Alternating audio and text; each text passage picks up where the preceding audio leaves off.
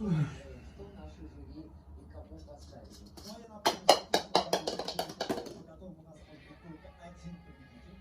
Поэтому если по итогам финала у двух или более суперстаров окажется одинаковое количество баллов, тебе придется кому-то из них отдать свой огонь. Лолита напишет имя одного финалиста, которому она отдает свой голос, то есть максимальные 2 балла.